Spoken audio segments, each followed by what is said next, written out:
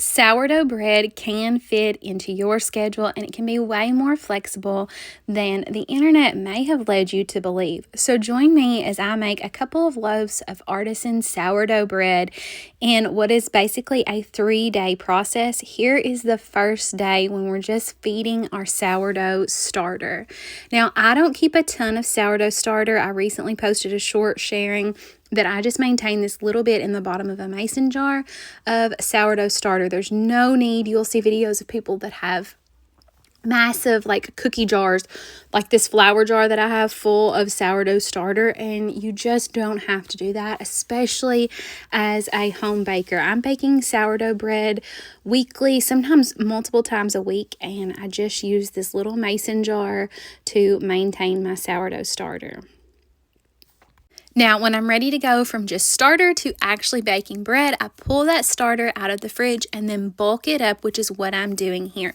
So I pour that starter into a little bowl and then I feed it. Now, if you are new to sourdough, you will know that online you see everywhere telling you to feed it a 1:1:1 ratio. I'm actually going to feed it different than that, just based on how much starter I need to leaven my artisan breads based on how much bread I'm making. So here, I don't even remember how much starter was in that dish, but let's say it was 60 grams. I think I fed it then 120 grams of water and then 120 grams of flour, which would be like a 1:2 ratio.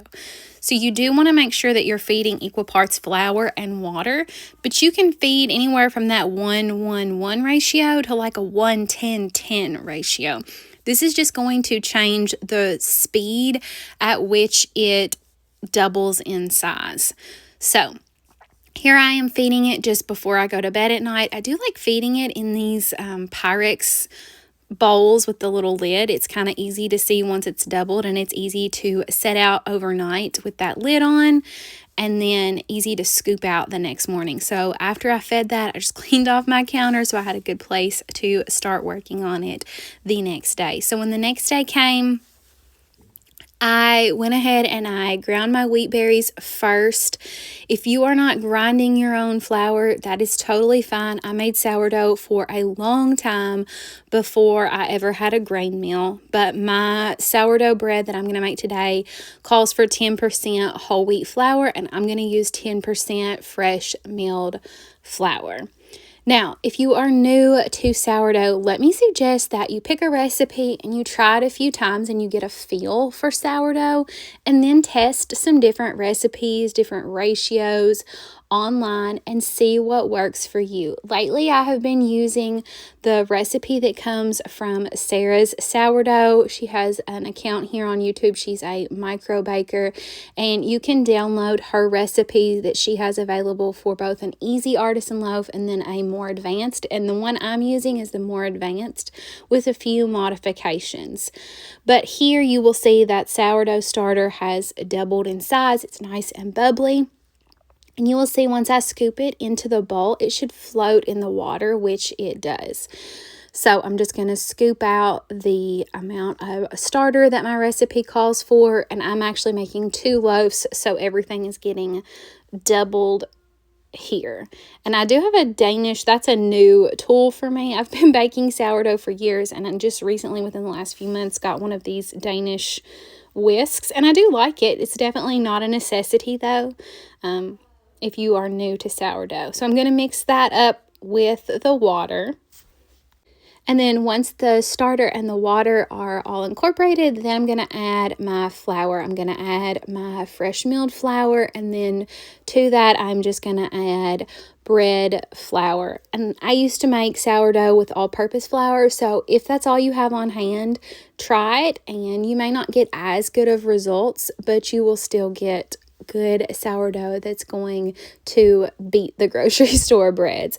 So I do use a scale. Don't be intimidated by a scale. Before I started baking sourdough, I really never used a scale in cooking, but now I have gotten to where I actually sometimes even prefer to use a scale for recipes, even desserts and things, if they have scaled measurements versus cups and teaspoons and such. I actually really enjoy baking with the scale now. So don't let it intimidate you. Mine's not a fancy scale. It's actually just a postal scale. So it's probably not even as accurate as it could be.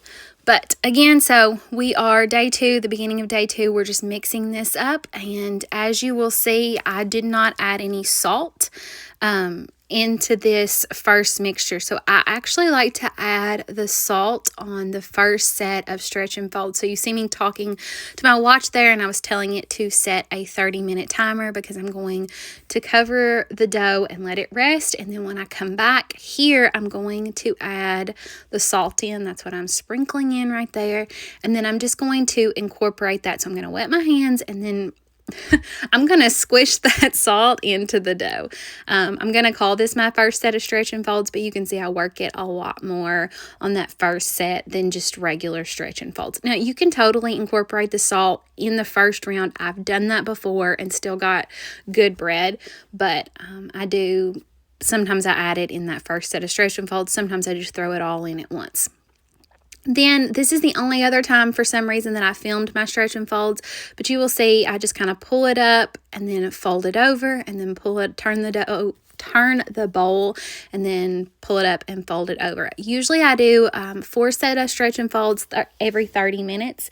This particular day, I think I only did 3, and again, the bread was just fine. And then I let that dough rise for about 6 hours, usually is what it takes in my house. Now, you will see I've got a couple of Banneton baskets out there, and then on those I have just gotten in the habit of using cloth napkins and then lightly flouring those and then putting them in my Banneton baskets. A lot of Banneton baskets will come with liners, but to me the cloth napkins are just easier to clean, and they work really, really well.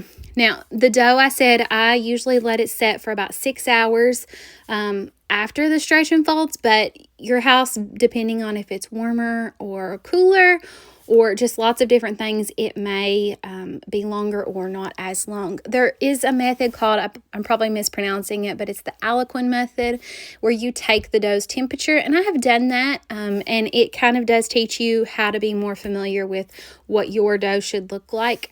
I know a lot of bakers that especially bake in large quantities will use that. I'm just baking 2 loaves, and I have at this point learned that when my dough is pulling away from the sides, it's bubbling over the top. It looks like it has not quite doubled, but it has, the volume has increased significantly.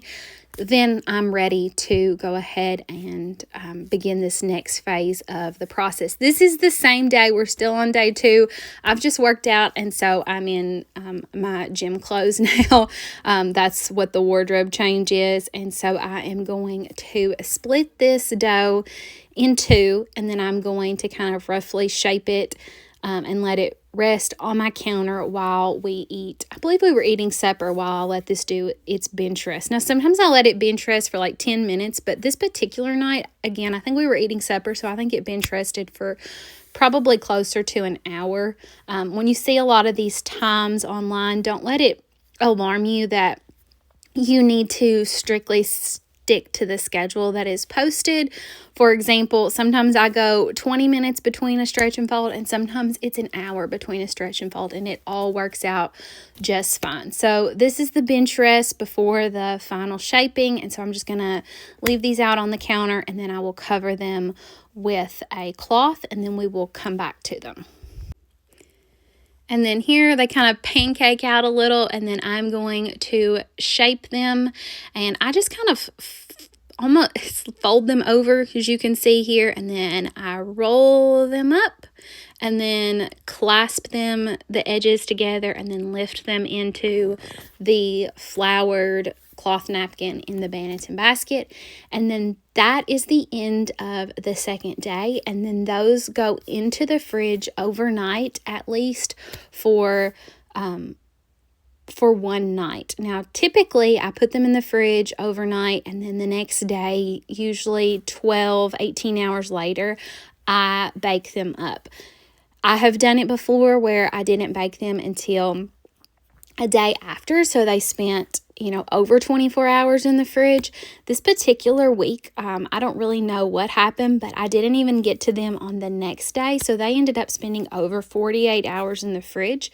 And I actually didn't know how they would turn out because I've never left them in the fridge that long, but they were just fine. Tasted very, very similar to if we just do a normal overnight. So this is the beginning of what we're going to call day 3, but technically for me, it was 3 days later. So when I say sourdough is pretty forgiving, it can be a lot more forgiving than people make it out to be. I know saying a 3-day sourdough sounds super scary and super time consuming, but I left this in the fridge for 3 days and it was still fine. So for me, this may have been a 6-day sourdough, but it can be done, that allows some flexibility. If you get busy, that sourdough will keep for a couple days in your fridge, and then you can come back to it when you have the time and the space and the availability to bake it. Now, I wouldn't leave it for a week or more, but 2-3 days in the fridge and you are fine. So I'm scoring this first loaf, and then I'm going to put it in a bread pan.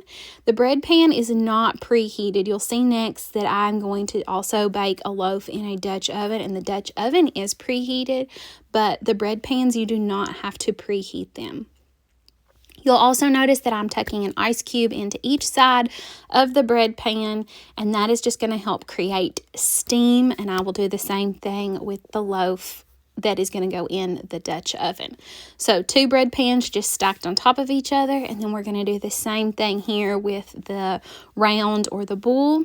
We're going to turn it out, and then we are going to score it. And on both loaves, I do a very similar score. I do one long score down the side to create a nice ear, and then I just do a smaller decorative score on top. Now, as I score for the ear, you'll see here, I do 2 scores along the same place. That's just how I have found works for me to get the best ear. So here you'll see, here's the first score, and the second one right over that same cut, and then I come in a third time at a flat angle, as if that makes sense, and that just helps create a little bit of lift for the ear. It's definitely not necessary, but aesthetically it just gives a really pretty ear.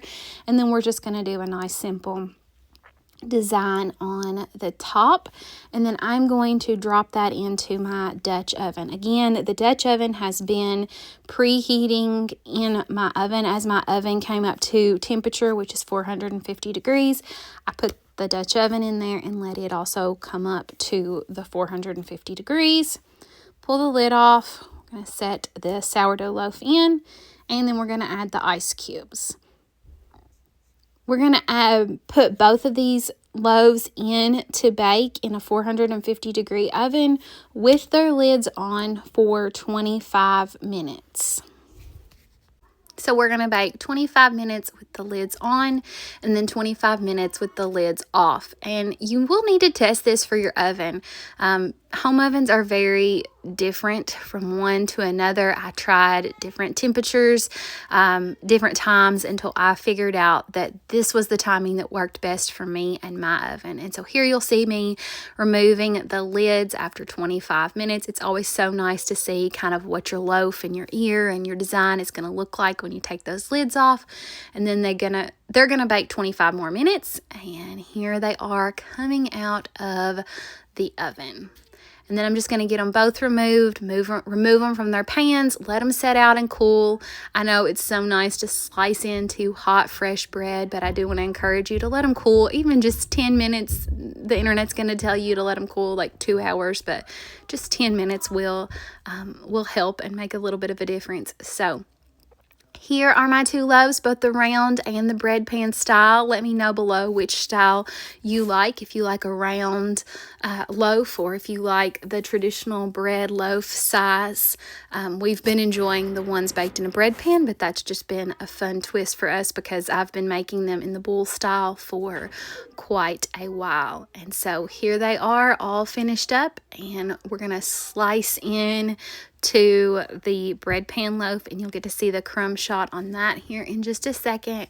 But happy baking, guys. I hope you have enjoyed following along as we baked these 2 loaves today. And let me encourage you to just get to baking. Don't be worried about how the internet says to do all of it. Try different recipes, and you will find a process that works for you. Happy baking, friends.